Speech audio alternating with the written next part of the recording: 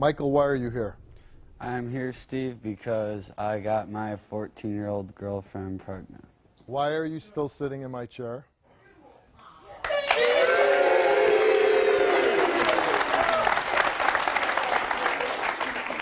You slept with a 14-year-old. I don't want you to be comfortable. Okay. Why are you living in the 14-year-old's house to begin with? Originally, I was staying there for a week and a half because I lived 3 houses down, and my sister came up for vacation for Christmas, and there wasn't going to be enough room in the house. So Lori, Megan's mother, had told me that if I had wanted, that I could stay in the spare bedroom at her house. Do you know that you should not be sleeping with a 14-year-old child? Yes, I do. Then why? And don't tell me about being, intoxicated. There's a difference between being 19 and sleeping with an 18-year-old or maybe even a 17-year-old or anybody older than you. But sleeping with a 14-year-old, I'm sorry. You cannot use alcohol as an excuse to sleep with a child. You know, Michael, I think what you did was a really bad thing. I don't think you're a bad guy. I really don't. I don't think you're a bad guy. But what you did, and what kind of pisses me off just a little bit is, you know it's wrong. You know it's wrong. And you stand on my stage and you say, I know I was wrong. What is that on your fingers? What does that spell? It says Mike Dude. Mike Dude? Yeah. Who's Mike Dude? That is the nickname my father gave me when I was born. And so you tattooed Mike Dude on your hands. What's your relationship with, Megan's mother? Did she kick you out once she found out that you were sleeping with her daughter? No, she didn't. What was her reaction when you told her that her daughter was pregnant?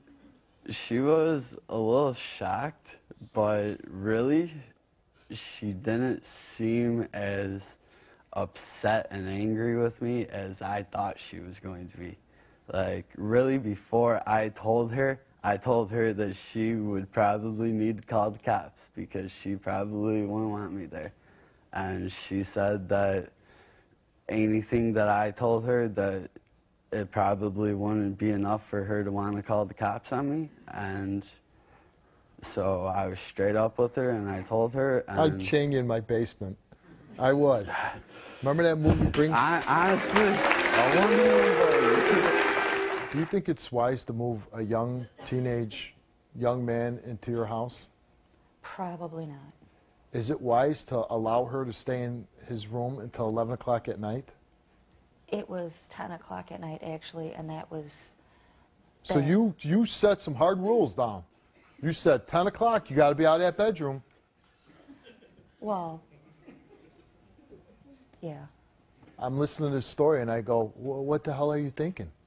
Well, who brings the guy into their house, a teenage 19-year-old, their 14-year-old, and you know she's defiant of you, and you're allowing her to go into his bedroom, a kid that smokes pot by his own admission every day of his life, who is on probation, who has to take drug tests that he fails, and you let him move into your house with your 14-year-old daughter? I didn't know that they were boyfriend and girlfriend. I really didn't know. They probably weren't until you moved them in. Well, Here's the deal, Megan. I think when you're 14 years old, you really don't know what it's like to be a man that's going to be really caring and taking care of you. Michael doesn't have a job. Michael is on probation. Michael smokes pot every day. Michael cannot stop himself from sleeping with a child. That's really not the kind of man that someday, that's not Prince Charming right there. And nothing against Michael, but Michael's made his decisions, and the decisions that he's making as a young man is not going to lead to a whole lot. He's not going to have a lot in his life. And the more pot he smokes, the less motivation there's going to be to do anything, to provide you with a home, to provide for you to make it through high school so you can have an education yourself. Do you hear the man that you love saying what he's saying? Does that make you feel good that he's willing to go to jail? Yes, because I'm willing to wait for him to get out of jail. Why didn't you wait?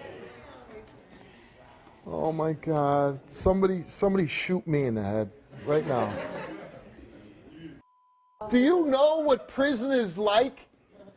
Do you have any idea what happens to scrawny little white guys in jail?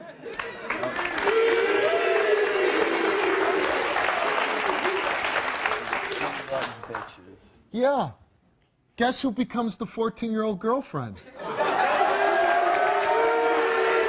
Your father's here, and he's been in the green room. He had no idea what was going on. He wasn't going to be on the show. He wasn't going to be because he didn't know what was going on. But now that he knows what the show's about, he wants to come out on stage and have his say. Let's bring Dad out.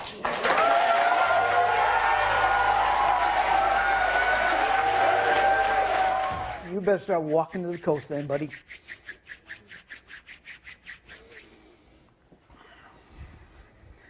Because you're within 1,000 miles of me tomorrow. God help you. What the hell are you thinking?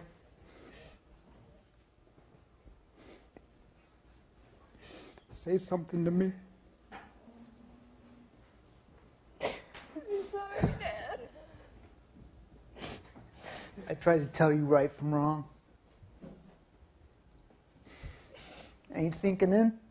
Dad, this is your show from here on out because this child didn't get guidance from her mother.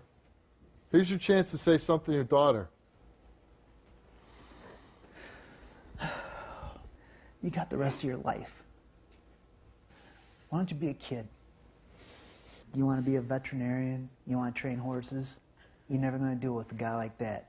He's always going to bring you down and make your life miserable, ruin everything you work for. Going to end up in jail. You're going to be bailing him out. You're going to have his brats, no insurance, no job.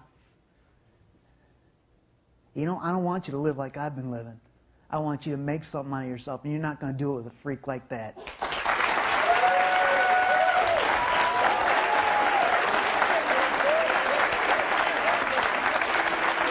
Truth of it is, your ex-wife called the show and wanted me to help, but you have to help. You are her father. You have to get involved with your daughter's life, and whatever help that you need to get your daughter counseling, classes, sex ed classes, whatever classes we need to get her to help you and get your daughter down the right path and get her away from this dopey Michael, we'll help you any way we can.